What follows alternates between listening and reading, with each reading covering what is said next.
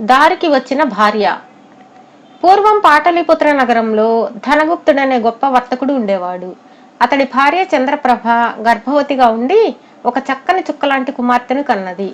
ఆ శిశువు భూమి మీద పడుతూనే దివ్యమైన కాంతులు పురిటింట వెదజల్లుతూ లేచి కూర్చుని స్పష్టంగా మాట్లాడటం ఆరంభించింది. పురిటింట ఉన్న స్త్రీలందరూ ఇది చూసి దిగ్భ్రమ చెంది ధనగుప్తుడికి ఈ సంగతి తెలియజేశారు. ధనగుప్తుడు వచ్చి ఆ వింత స్వయంగా చూసి శిశువు ముందు సాష్టాంగపడి, దేవి, నా గర్భవాసాన పుట్టిన నువ్వెవరు అని అడిగాడు. నేనెవరైతే ఏం, నేను నీ ఇంటనే పెరిగి నీకు శుభం చేకూర్చుతాను, నన్ను ఎన్నడూ ఒకరికిచ్చి పెళ్లి చేయకు అన్నది ఆ శిశువు. ధనగుప్తుడు అలాగేనని తనకు పుట్టిన బిడ్డ చనిపోయినట్లు లోకానికి ప్రకటించి సోమప్రభ అని పేరు పెట్టి తన ఇంట ఆమెను రహస్యంగా పెంచి పెద్దదాన్ని చేశాడు. కాలక్రమాన యుక్త వయస్కురాలై సోమప్రభ లోకాతీత సౌందర్యవతిగా తయారైంది. ఇంతలో వసంతోత్సవం వచ్చింది. సోమప్రభ తన ఇంటి పైభాగం నుంచి వేడుకలు గమనిస్తూ ఉన్నది. ఆ సమయంలో గుహచంద్రుడు అనే వైశ్య యువకుడు ఆమెను చూసి మోహావేశంతో వెంటనే మూర్ఛపోయాడు. తిరిగి స్పృహ వచ్చాక అతని ఇంటికి వెళ్లి విరహబాధతో విలవిల్లాడసాగాడు. అతని తండ్రి గుహసేనుడు తన కొడుకుకు వచ్చిన జబ్బేమిటో తెలియక తికమక పడ్డాడు.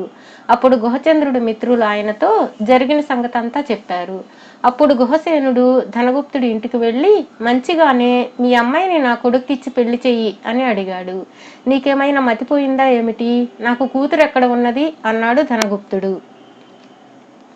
మంచిగా పని జరగదని తెలుసుకుని గుహసేనుడు రాజును చూడబోయాడు. ఆయన రాజుకు లోగడ అనేక విధాల సహాయం చేసి ఉన్నవాడు కావడం చేత తాను కోరితే రాజు సహాయం చేయకపోడని అనుకున్నాడు. ఆయన రాజుకు ఒక రత్నాన్ని కానుకగా ఇచ్చి, మహారాజా, తమ వల్ల ఒక చిన్న సహాయం కావాలి అనగానే రాజు తప్పక చేస్తాను, అదేమిటో చెప్పమన్నాడు. గుహసేనుడు రాజుతో ధనగుప్తుడికి ఒక కుమార్తె ఉన్నదని, తన కొడుకు ఆ కన్యను మోహించాడని, తాను వెళ్లి కన్యనిమ్మని అడిగితే ధనగుప్తుడు తనకు కూతురే లేదంటున్నాడని చెప్పాడు. రాజు గుహసేనుడు వెంట కొంత సేననిచ్చి ధనగుప్తుడి కుమార్తెను బలాత్కారంగా తెచ్చి నీ కొడుకు చేసుకో అన్నాడు. గుహసేనుడు అట్టహాసంగా సేనను వెంట పెట్టుకుని వెళ్లి ధనగుప్తుడి ఇంటిని ముట్టడించాడు. తన మూలంగా తన తండ్రికి పెద్ద ఆపద వచ్చి పడడం చూసి సోమప్రభ ధనగుప్తుడితో, నాన్న, నా కోసం ఎందుకిన్ని చిక్కులు పడతావు, నన్ను వైశ్య కుమారుడికి ఇచ్చి పెళ్లి చెయ్యి, కానీ నేను నా భర్తతో కాపురం చేయనని మాత్రం నీ వియ్యంకుడితో చెప్పు అని చెప్పింది.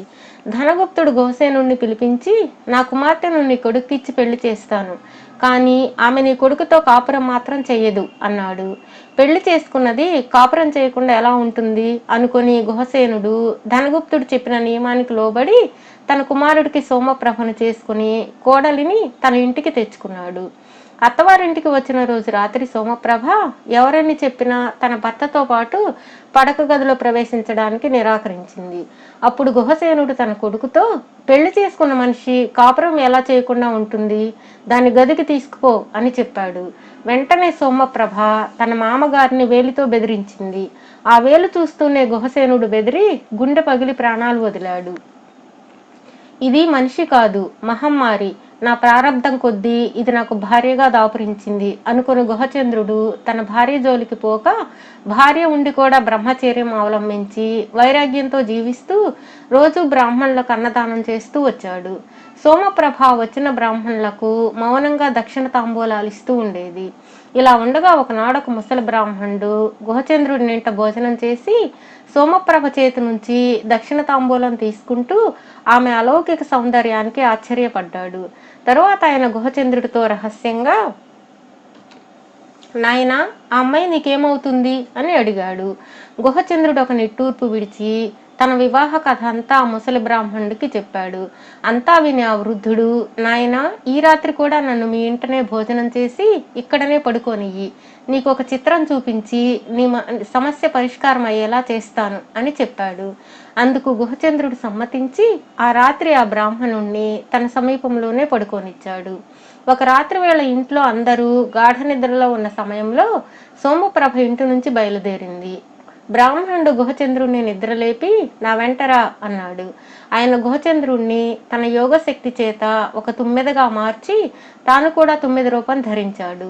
2 తుమ్మెదలు సోమప్రభను వెన్నంటి వెళ్ళాయి. సోమప్రభ చాలా దూరం వెళ్ళి ఒక పెద్ద మర్రి చెట్టు కిందకు చేరింది. అక్కడ చక్కని సంగీతము, దివ్యమైన గానము వినిపిస్తున్నాయి. ఒక దేవతా స్త్రీ సోమప్రభను పోలినదే ఆమె ఒక గొప్ప ఆసనం మీద కూర్చుని ఉన్నది. సోమప్రభ వెళ్ళి ఆసనం మీదనే ఆ దేవతా స్త్రీ పక్కనే కూర్చుంది. తర్వాత ఆ ఇద్దరు స్త్రీలు దివ్యమైన ఆహారం తిని దివ్యమైన పానీయాలు తాగారు. తర్వాత సోమప్రభ రెండవ స్త్రీతో, అక్క, ఇవాళ మా ఇంటికి శక్తివంతుడైన ఒక బ్రాహ్మణుడు వచ్చాడు. ఆయనను గురించి ఆలోచిస్తే నాకేదో భయంగా ఉన్నది. ఎందుకైనా మంచిది, నేను త్వరగా తిరిగిపోతాను అంటూ లేచి తన ఇంటికి బయలుదేరింది. తుమ్మెద రూపంలో ఉన్న గుహచంద్రుడు ఇదంతా కళ్ళారా చూసి చెవులారా విన్నాడు. సోమప్రభ ఇంటికి బయలుదేరగానే తుమ్మెదల రూపంలో ఉన్న బ్రాహ్మణుడు, గుహచంద్రుడు శీఘ్రంగా ఎగురుతూ ఇంటికి తిరిగి వచ్చి తన సహజ రూపాలు ధరించి ఏమీ ఎరగనట్లు పడుకున్నారు. సోమప్రభ కూడా తిరిగి వచ్చింది. బ్రాహ్మణుడు గుహచంద్రుడితో, చూసావు కదా నాయనా, నీ భార్య మానవ స్త్రీ కాదు, దేవతా స్త్రీ. ఆ సంగతి ఆమెకు తెలుసును. ఏ శాప ఫలితంగానూ ఆమె మానవ జన్మ ఎత్తినప్పటికీ తన వారితో ఆమెకు సంబంధం తెగలేదు. అలాంటి స్త్రీ మానవుడితో సంసారం చేయడానికి ఎలా ఒప్పుకుంటుంది?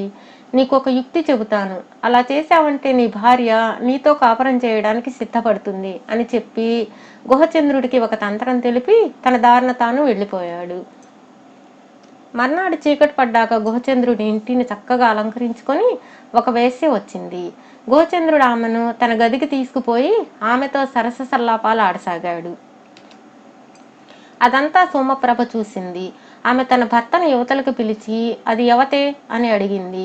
ఆమె ఒక వేశ్య, నన్ను అమితంగా ప్రేమించింది. నన్ను తన ఇంటికి తీసుకుపోవడానికి వచ్చింది. నేను పోతున్నాను అని గుహచంద్రుడు అబద్ధం ఆడాడు. కట్టుకున్న దాన్ని నేనుండగా మిమ్మల్ని ప్రేమించడానికి అది అవతే, మీరు వెళ్ళడానికి వీల్లేదు అన్నది సోమప్రభ. అది మొదలు ఆమె తన భర్తతో సక్రమంగా కాపురం చేస్తూ గుహచంద్రుడికి అంతులేని ఆనందాన్ని కలిగించింది. బేతాళుడి కథ చెప్పి, రాజా, దేవతా స్త్రీ అయి ఉండి కూడా సోమప్రభ సాధారణ స్త్రీలాగా అసూయ చెందడానికి కారణం ఏమిటి? ఆమె సాధారణ మానవ స్త్రీ కాదని నిరూపించిన వృద్ధ బ్రాహ్మణుడే ఆమెకి ఈర్ష్య కలిగించే తంత్రం ఎందుకు చెప్పాడు? అది ఆమె పైన ఎలా పారింది? ఈ సందేహానికి సమాధానం తెలిసి కూడా చెప్పకపోయావో నీ తల పగిలిపోతుంది అన్నాడు. దానికి విక్రమార్కుడు, దేవతా స్త్రీలు మానవులను ప్రేమించడం అసంభవం కాదు. అలా జరిగిన సందర్భాలు ఎన్నైనా ఉన్నాయి. సోమప్రభ గృహచంద్రుణ్ణి ప్రేమించని కారణం చేతనే అతనితో కాపురం చేయలేదు. అంతేకాని తాను దేవతా స్త్రీ అయి ఉన్నందువల్ల మాత్రం కాదు. ఇక ఈర్ష్య మాటకొస్తే, ప్రేమ సాధ్యమైన చోట ఈర్ష్య కూడా సాధ్యమే.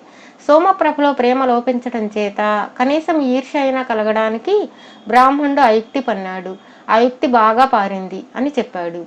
రాజుకి ఈ విధంగా మౌనభంగం కలగగానే బేతాళుడు శవంతో సహా మాయమై తిరిగి చెట్టెక్కాడు.